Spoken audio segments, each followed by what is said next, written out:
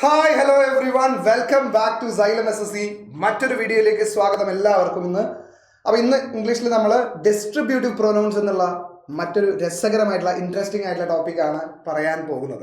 കുറച്ച് കാര്യങ്ങൾ പറയാനുണ്ട് അതിനകത്ത്. ഏറ്റവും കൂടുതൽ തെറ്റ് വരുത്തുന്ന, ഏറ്റവും കൂടുതൽ SSC പോലുള്ള കോമ്പറ്റേറ്റീവ് എക്സാംസിൽ ചോദ്യങ്ങൾ വരുന്ന ഒരു ഏരിയയാണ് ഡിസ്ട്രിബ്യൂട്ടീവ് പ്രൊനൗൺസ്. ഓക്കെ, ഡിസ്ട്രിബ്യൂട്ട് എന്ന് പറഞ്ഞാൽ തന്നെ നമുക്കറിയാം വിതരണം ചെയ്യലാണെന്നുള്ളത് അല്ലേ. ഒരു ഗ്രൂപ്പ് ഓഫ് ആൾക്കാരിൽ ഡിസ്ട്രിബ്യൂട്ടീവ് പ്രൊനൗൺ എന്ന് പറയുമ്പോൾ നമ്മുടെ മനസ്സിലേക്ക് എപ്പോഴും വരേണ്ടത് ഒരു ഗ്രൂപ്പ് ഓഫ് ആൾക്കാർ, കുറെ പേരുണ്ട്, അതിൽ ഓരോരുത്തർക്കുമാണ് നമ്മൾ വിതരണം ചെയ്യുന്നതെന്ന് ഓർത്ത് വെക്കണം. കുറെ പേരുണ്ട്, അതിൽ ഓരോരുത്തർക്കുമാണ്. ഇപ്പൊ മുട്ടായി ആണെങ്കിൽ മുട്ടായി, അല്ലെങ്കിൽ വേറെ എന്തെങ്കിലും ഒരു സാധനമാണെങ്കിൽ അത് നമ്മളൊരു ഗ്രൂപ്പ് ഓഫ് ആൾക്കാരിൽ ഓരോരുത്തർക്കുമാണ് നമ്മൾ എന്ത് ചെയ്യുന്നത്, ഡിസ്ട്രിബ്യൂട്ട് ചെയ്യുന്നത് എന്ന് ഓർത്ത് വെക്കുക. അങ്ങനെയാകുമ്പോൾ നമുക്ക് എന്ത് ചെയ്യാൻ പറ്റും, അതിന്റെ കൂടെ എപ്പോഴും ഡിസ്ട്രിബ്യൂട്ടീവ് പ്രൊനൗൺസിന്റെ കൂടെ എപ്പോഴും നൗണ് പ്ലൂറൽ ആയിരിക്കണം, പക്ഷെ വേർബ് എന്തായിരിക്കണം, സിംഗുലർ ആയിരിക്കണം എന്നുള്ള കോൺസെപ്റ്റ് നമ്മുടെ മനസ്സിലുണ്ടാവും. ഓക്കെ, അപ്പോൾ it refers to noun separately rather than collectively in a group. മൊത്തമായിട്ട് എല്ലാവരും കൂടെ എന്നല്ല, ഓരോരുത്തരും, അല്ലെങ്കിൽ രണ്ടിലൊരാൾ, അല്ലെങ്കിൽ അവനോ ഇവനോ അല്ല, ഇങ്ങനെയൊക്കെ പറയുന്നതാണ് എന്ത്, നമ്മുടെ ഡിസ്ട്രിബ്യൂട്ടീവ് പ്രൊനൗൺസിന്റെ ജോലി. ഈച്ച് ഉണ്ട്, ഐദർ ഉണ്ട്, നൈദർ ഉണ്ട്, വൺ ഉണ്ട്, നൺ ഉണ്ട്, എനി ഉണ്ട്. ഇത്രയും വേർഡുകളാണ് നമ്മൾ പ്രൊനൗൺസ് ആയിട്ട് ഉപയോഗിക്കാൻ പോകുന്നത്. എന്തിന്, ഡിസ്ട്രിബ്യൂട്ട് ചെയ്യാൻ വേണ്ടിയിട്ട് കേട്ടോ. ഓക്കെ, അപ്പൊ ഈച്ചിന്റെ അർത്ഥം ഓരോരുത്തരും എന്നാണ്. ഐദറിന്റെ അർത്ഥം എന്താ, ഐദർ എന്നാണ് പറയുന്നത്. ഐദർ അല്ലെങ്കിൽ ഈദർ. ചിലർ എയ്ദർ എന്ന് പറയാറുണ്ട്, അത് തെറ്റാണ് കേട്ടോ. എയ്ദർ ഇല്ല, ഐദർ അല്ലെങ്കിൽ ഈദർ. ഓക്കെ, നൈദർ അല്ലെങ്കിൽ നീദർ, നെയ്ദർ എന്നില്ല. ഓക്കെ, അപ്പൊ ഐദർ എന്ന് പറഞ്ഞാൽ രണ്ടിലൊന്ന് കേട്ടോ, രണ്ടാളും എന്നല്ല, രണ്ടിലൊന്ന് എന്നാണ്. നൈദർ എന്ന് പറഞ്ഞാൽ അവനോ ഇവനോ അല്ല, അല്ലെങ്കിൽ അവളോ ഇവളോ അല്ല എന്ന് പറയുന്നതാണ് കേട്ടോ. ഇനി വൺ എന്ന് പറഞ്ഞാലോ, ഒരു ഗ്രൂപ്പ് ഓഫ് ആൾക്കാരിലോ ഗ്രൂപ്പ് ഓഫ് സാധനങ്ങളിലോ ഒരാൾ അല്ലെങ്കിൽ ഒരു സാധനം എന്നാണ്. നൺ എന്ന് പറഞ്ഞാൽ കുറെ പേരിൽ അല്ലെങ്കിൽ കുറെ സാധനങ്ങളിൽ ഒന്നുപോലും അല്ല എന്നാണ് നണ്ണിന്റെ അർത്ഥം വരുന്നത്. എനി ആണെങ്കിലോ, ഏതെങ്കിലും ഒരാൾ, ആരെങ്കിലും ഒരാൾ എന്നാണ് എനിയുടെ അർത്ഥം വരുന്നത്. അപ്പൊ ഇതാണ് നമ്മൾ അർത്ഥമായിട്ട് മനസ്സിലാക്കേണ്ടത് ആദ്യം. ഇനി ഇതെങ്ങനെയാ, ഇതിന്റെ കൂടെയുള്ള എന്തൊക്കെയാണ് പ്രത്യേകതകൾ എന്ന് നോക്കാം നമുക്ക്. ഇതിന്റെ കൂടെ എപ്പോഴും എന്ത് വേണം, സിംഗുലർ വേർബാ. അതിന്റെ കാരണം എന്താണെന്ന് വെച്ചാൽ, ഞാൻ പറഞ്ഞു ഓൾറെഡി, നമ്മളൊരു ഗ്രൂപ്പ് ഓഫ് ഒരു ഗ്രൂപ്പ് ഓഫ് ആൾക്കാർക്കോ അല്ലെങ്കിൽ ഒരു ഗ്രൂപ്പ് ഓഫ് സാധനങ്ങളിലോ ഓരോന്നിനെയും കുറിച്ചാണ് നമ്മൾ പറയാൻ പോകുന്നത് കേട്ടോ. അറ്റ് എ ടൈം ഒന്നിനായിരിക്കും എംഫസൈസ് ചെയ്യുന്നത്, അല്ലെങ്കിൽ ഒന്നിനായിരിക്കും എംഫസസ്. ഓക്കെ, അപ്പൊ ഈച്ച് ഓഫ് ദ സ്റ്റുഡൻസ് എന്ന് പറഞ്ഞാൽ കുട്ടികളിൽ ഓരോരുത്തരും. അപ്പോൾ അറ്റ് എ ടൈം എംഫസൈസ് ചെയ്യുന്നത് ഒരാളിലേക്കാണ്. അപ്പൊ കുട്ടികളിൽ ഓരോരുത്തരും, ആ നൗൺ എന്തായിരിക്കണം, കുട്ടികൾ അല്ലെ.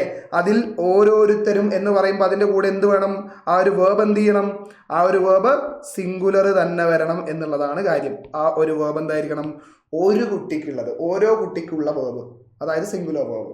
Each of the students is എന്നാ വരിക, മനസ്സിലായോ? ഓക്കെ, ഇനി അതുപോലെ തന്നെയാണെന്ത്, ഐദർ ഓഫ് ദ അല്ലേ, രണ്ടിൽ ഒരാൾ എന്നാണ് അതിന്റെ അർത്ഥം. ഓക്കെ, അത് കഴിഞ്ഞാലും നൈദർ ഓഫ് ദ കഴിഞ്ഞാലും എനി ഓഫ് ദ കഴിഞ്ഞാലും വൺ ഓഫ് ദ കഴിഞ്ഞാലും നൺ ഓഫ് ദ കഴിഞ്ഞാലും നൗൺ എപ്പോഴും പ്ലൂറൽ ആയിരിക്കണം, പക്ഷെ വേർബ് എന്തായിരിക്കും, സിംഗുലർ ആയിരിക്കും. നൗൺ പ്ലൂറൽ ആയിരിക്കുന്നതിന്റെ റീസൺ ഞാൻ പറഞ്ഞു. ഒരു ഗ്രൂപ്പ് ഓഫ് ആൾക്കാരിൽ അല്ലെങ്കിൽ കുറേ പേരിൽ ഓരോരുത്തരെയും കുറിച്ചാണ് നമ്മൾ പറയുന്നത്. കുറേ പേര് വേണം, ഓൾറെഡി നമുക്ക് എന്താവശ്യമാണ്, കുറേ പേര് ആവശ്യമാണ്. അതിൽ ഒരുത്തനെ പറ്റിയിട്ടായിരിക്കും നമ്മൾ ഒരു സമയത്ത് പറയുന്നത്. ആ ഒരാൾക്ക് പറ്റിയിട്ടുള്ള വേർബ് വേണം നമ്മളപ്പോൾ യൂസ് ചെയ്യാനായിട്ട് കേട്ടോ. അപ്പോൾ plural noun plus singular verb എന്നുള്ള കോൺസെപ്റ്റ് ക്ലിക്ക് ആവാൻ വേണ്ടിയിട്ടാണ് അങ്ങനെ ഞാൻ പറഞ്ഞത്. ഓക്കെ, ഇനി നൺ ഓഫ് ദ മാത്രം സെപ്പറേറ്റ് ആയിട്ട് ഞാൻ എഴുതിയിട്ടുണ്ട്. അതിന്റെ കാരണം എന്താ, നൺ ഓഫ് ദയുടെ കൂടെ വേണമെങ്കിൽ എന്ത് ചെയ്യാം, അൺകൗണ്ടബിൾ നൗണും ഉപയോഗിക്കാം. വേറെ ഒരൊറ്റ ഡിസ്ട്രിബ്യൂട്ടീവ് പ്രൊനൗണിന്റെ കൂടെ നമുക്ക് എന്ത് ചെയ്യാൻ പറ്റില്ല, അൺകൗണ്ടബിൾ നൗണുകൾ യൂസ് ചെയ്യാൻ പാടില്ല. പക്ഷെ നൺ ഓഫ് ദയുടെ കൂടെ മാത്രം വേണമെങ്കിൽ എന്ത് ചെയ്യാം, യൂസ് ചെയ്യാം എന്നുള്ളതാണ് പ്രത്യേകത. ശരി, സെറ്റ്. ഒന്നുകിൽ പ്ലൂരൽ കൗണ്ടബിൾ നൗൺ അല്ലെങ്കിൽ അൺകൗണ്ടബിൾ നൗൺ കേട്ടോ. ബാക്കിയെല്ലാം പ്ലൂരൽ കൗണ്ടബിൾ നൗൺ മാത്രം. പക്ഷെ ഇവിടെയും വേർബ് എന്ത് തന്നെയായിരിക്കും, എപ്പോഴും സിംഗുലർ. അപ്പൊ അത് പഠിക്കാൻ എളുപ്പമായി. ഇനി ഈച്ച് സ്റ്റുഡന്റ് എന്ന് പറയുന്നിടത്ത് എന്താ, ഈച്ച് അഡ്ജക്റ്റീവ് ആണ്, കാരണം ഓഫ് ദ എന്നില്ല. ഓഫ് ദ വന്നു കഴിയുമ്പോഴാണ് എന്ത്, ഈച്ചിന്റെ കൂടെയും നൈദറിന്റെ കൂടെയും ഐദറിന്റെ കൂടെയൊക്കെ ഓഫ് ദ വന്നു കഴിയുമ്പോഴാണ് അതൊരു പ്രോനൗൺ ആയിട്ട് മാറുന്നത്. അല്ലാതെ നൈദർ സ്റ്റുഡന്റ്, ഐദർ ഗേൾ എന്നൊക്കെ പറയുമ്പോൾ ഈ ഐദർ നൈദർ എന്നൊക്കെയുള്ള വേർഡുകൾ അഡ്ജക്റ്റീവ് മാത്രമാണ്. അതിന്റെ കൂടെ ഓഫ് ദ വന്നു കഴിയുമ്പോഴാണ് എന്താവുന്നത്, അത് പ്രോനൗൺ ആയിട്ട് ഉപയോഗിക്കപ്പെടുന്നത് എന്ന് കൂടെ ഓർത്ത് വെച്ചാൽ നല്ലതാണ്. ഓക്കെ, ശരി. ഇനി നമുക്ക് കുറച്ച് എക്സാമ്പിൾസ് നോക്കാം. ഞാൻ പറഞ്ഞു ഇവിടെ കണ്ട ഓരോ ഡിസ്ട്രിബ്യൂട്ടീവ് പ്രൊനൗൺസിന്റെ കൂടെ each of the, either of the, neither of the, one of the, any of the, none of the, അവരുടെ എല്ലാവരുടെയും കൂടെ പ്ലൂരൽ നൗൺ സിംഗുലർ വെർബ് പറഞ്ഞു കഴിഞ്ഞു അല്ലേ. അപ്പൊ നോക്കാം, അവിടെ എളുപ്പമായി നോക്കിയേ.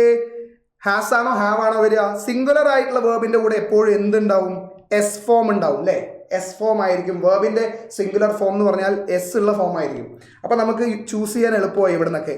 Each of the employees has ആണോ ഹാവ് ആണോ? സിംഗുലർ ദ ഹാസ് ആണ്. അടുത്തതോ either of the solutions is effective. രണ്ടിലൊരു സൊല്യൂഷൻ എഫക്റ്റീവ് ആണ് കേട്ടോ, അതോ ഇതോ എന്നാണ് അർത്ഥം. neither of the restaurants was എന്നാലേ വരേണ്ടത് കൂടെ. ഇന്നലെ രണ്ടും ഓപ്പൺ ആയിരുന്നില്ല, അതോ ഇതോ ഇന്നലെ ഓപ്പൺ ആയിരുന്നില്ല എന്നാണ് പറയുന്നത് കേട്ടോ. any of the books is a good read എന്ന് പറഞ്ഞാൽ എൻഗേജിങ് ആണ്. ബുക്കിൽ ഏതൊരു ബുക്കാണെങ്കിലും അത് എൻഗേജിങ് ആണെന്നാണ് പറയുന്നത് അല്ലേ, ബുക്കിൽ ഏതാണെങ്കിലും. വൺ ഓഫ് ദ പെയിന്റിങ്സിൽ ഒരെണ്ണം. ഏറ്റവും കൂടുതൽ ആൾക്കാർ തെറ്റിക്കുന്നതാണ് വൺ ഓഫ് മൈ ഫ്രണ്ട് അല്ല, വൺ ഓഫ് മൈ ഫ്രണ്ട്സ് ആണ്. വൺ ഓഫ് മൈ ടീച്ചർ അല്ല, വൺ ഓഫ് മൈ ടീച്ചേഴ്സ് ആണ്. ഇതിന്റെ ശേഷം വരേണ്ട വേർബ് ആണെങ്കിലോ അത് സിംഗുലറും ആയിരിക്കും കേട്ടോ. One of my teacher lives in Calicut അങ്ങനെ പറയാൻ പാടുള്ളൂ കേട്ടോ. അല്ലെങ്കിൽ one of my friends works for Google എന്നാ പറയാം. One of my friends works for ഗൂഗിളിന് വേണ്ടിയിട്ട് വർക്ക് ചെയ്യുന്നത് തോന്നുന്നു അല്ലേ. None of the computers has, കണ്ടോ.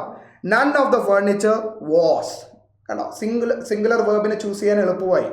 അപ്പോൾ ഡിസ്ട്രിബ്യൂട്ടീവ് പ്രൊനൗൺസ് അല്ലേ ഏതൊക്കെയാണ്? ഒന്നുകൂടെ പറയുന്നു. Each of the, either of the, neither of the, one of the, any of the, none of the. These should be followed by a plural noun plus a singular verb. ഇതിൽ none of the മാത്രം കഴിഞ്ഞാൽ എന്ത് വേണമെങ്കിലും വരാം, uncountable നൗണും വരാം. But still എന്ത് തന്നെ പാടുള്ളൂ? സിംഗുലർ വെർബേ പാടുള്ളൂ. അപ്പോൾ ആ ഒരു കാര്യം ക്ലിയർ ആണെന്ന് വിചാരിക്കുന്നു അല്ലേ. ഇവിടെ ഈ നൗണുകൾ ശ്രദ്ധിച്ചാൽ നമുക്കറിയാം എന്താ, ഇതെല്ലാം പ്ലൂരൽ നൗണുകളാണ് ഇവിടെ എല്ലാം യൂസ് ചെയ്തിരിക്കുന്നത്. എക്സെപ്റ്റ് ദ ലാസ്റ്റ് വൺ എന്താണ്? അതൊരു എക്സെപ്ഷൻ ആണ്. അത് ഫർണിച്ചർ എന്നുള്ളത് അൺകൗണ്ടബിൾ നൗൺ ആണ് കേട്ടോ. ഓക്കെ, അപ്പോൾ അത്രയും കാര്യങ്ങളാണ് ഈ വീഡിയോയിൽ ഞാൻ പറയാൻ ഉദ്ദേശിച്ചത്. ഈ ഒരു കോൺസെപ്റ്റ് ക്ലിയർ ആണ്, ഇനി തെറ്റിക്കരുത്. ഏറ്റവും കൂടുതൽ SSCക്ക് വന്നിട്ടുള്ള ഒരു കോൺസെപ്റ്റ് അല്ലെങ്കിൽ പോയിന്റ് ആണ്. ഈ ഒരു പോയിന്റ് ബേസ് ചെയ്തിട്ടുള്ള ചോദ്യങ്ങളാണ്. ഓക്കെ, അപ്പോൾ എല്ലാവർക്കും ഇനി എക്സാം എഴുതാൻ പോകുന്ന എല്ലാവർക്കും ഓൾ ദി ബെസ്റ്റ് നേടിയാണ്. തെറ്റിക്കരുത്, ഉറപ്പായിട്ടും ഈ ഒരു മാർക്ക് മേടിച്ച് വയ്ക്കുക കേട്ടോ. അപ്പോൾ കീപ് ലേണിംഗ്, ഹാപ്പി ലേണിംഗ്. മറ്റൊരു വീഡിയോ ആയിട്ട് ഉടൻ തന്നെ കാണാം. Tata, bye bye.